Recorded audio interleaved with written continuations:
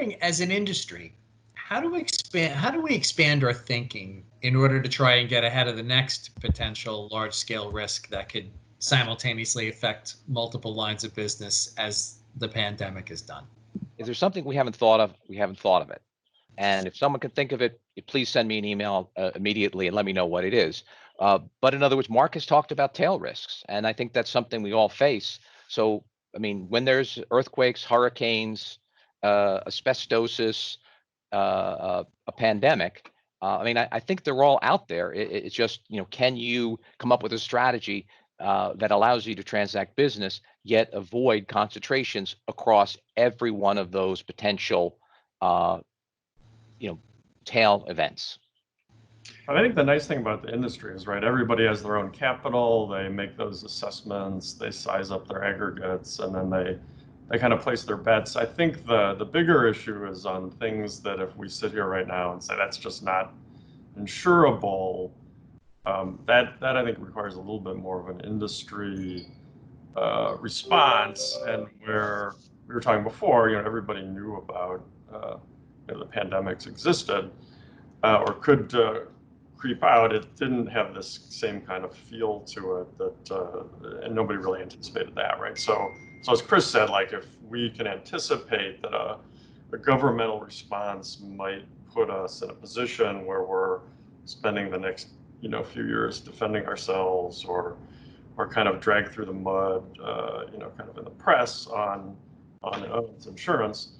What are those things and how do we think about those in advance and how do we front load those discussions? I think is a broader topic, right? Anybody could place the wrong bet and blow through their capital.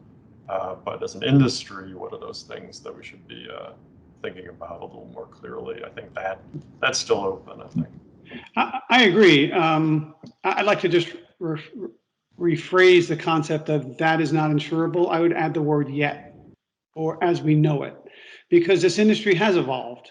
And the truth is we're so absorbed right now with pandemic, but there are a lot of other risks out there that we as an industry have found solutions for. The whole issue of climate change, the whole issue of resilient communities, these are real exposures to us, much more frequent, with a much more frequent nature and a cumulatively substantial impact that we as industry are trying to solve and must continue to solve. And I believe over time we'll find an answer for pandemic, but it won't be, if it's just one company at a time trying to take a little piece of pandemic, that wouldn't get anywhere close to the exposure we're talking about being covered. It needs some sort of a partnership with government, and it will need something like that. I'd like to get everybody's final thoughts on what this new reset world, once we start to move forward and we get into perhaps like Q4 of this year, Q1 of next year, what that might look like from a human and a technology perspective. Martin, can we start with you?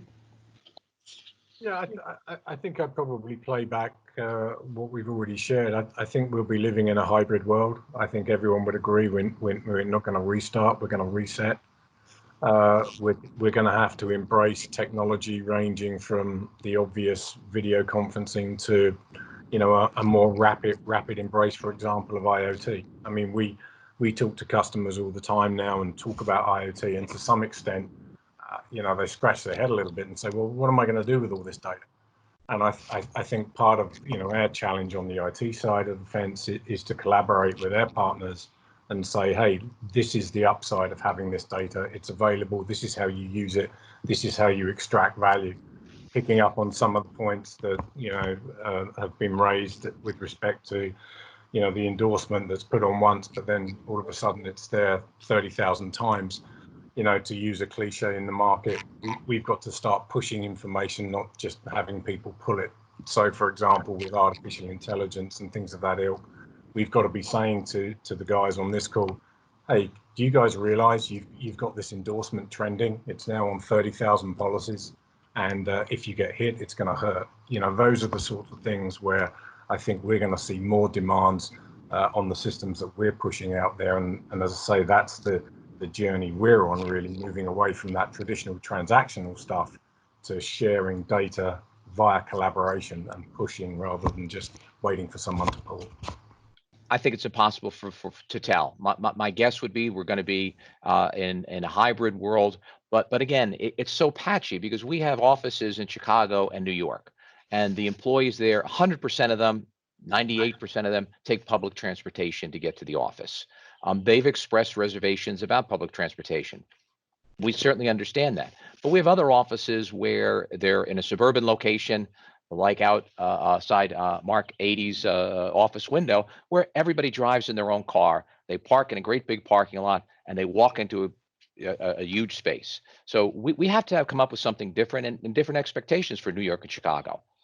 I would say, from my perspective, the big challenge for the next 2 quarters, assuming there's no vaccine, is how do we make people feel safe, especially high susceptibility or people that are just more concerned about getting COVID.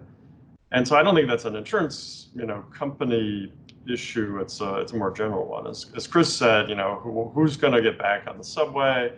Who's going to get back on the planes? I think a lot of those industries are going to have to solve for that. And I think just talking about that you're going to clean in better on an airplane, or some of these things that have been kind of circulated, like, well, I'll roll the dice on that, but I don't believe it, right? And so I think for people who are susceptible, which I think is a big percentage of the population, they're going to say, well, I'm not going to get back on that plane until I feel comfortable.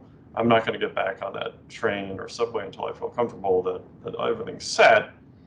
We in the office can't make that 100% foolproof. I don't think anyone can say that they've got that cracked. So, Tony, your thoughts? Yeah, I would have to echo everything I've heard. So I like the concept of a hybrid model. Yes, it's going to be a hybrid model. I firmly believe, at least for the next several quarters, probably into 2021 at a minimum, with or without a vaccine, I believe, because I think the vaccine in and of itself only takes the emotional side out of it until it's truly being used and everybody's there. And look at the flu vaccine. It's not foolproof. I believe, I fully endorse what Chris is saying. We'll never eliminate the risk. We just need to mitigate it and make sure that people feel comfortable that it's an acceptable level of risk to be taking on an everyday basis. In our next virtual roundtable with Advantage Go, we will explore some of the key risk and exposure management areas such as trade credit, workers' comp, EPLI, and others that are currently top of mind for businesses, and the steps insurers are taking to actively respond and manage the unfolding events and to prepare for future ones.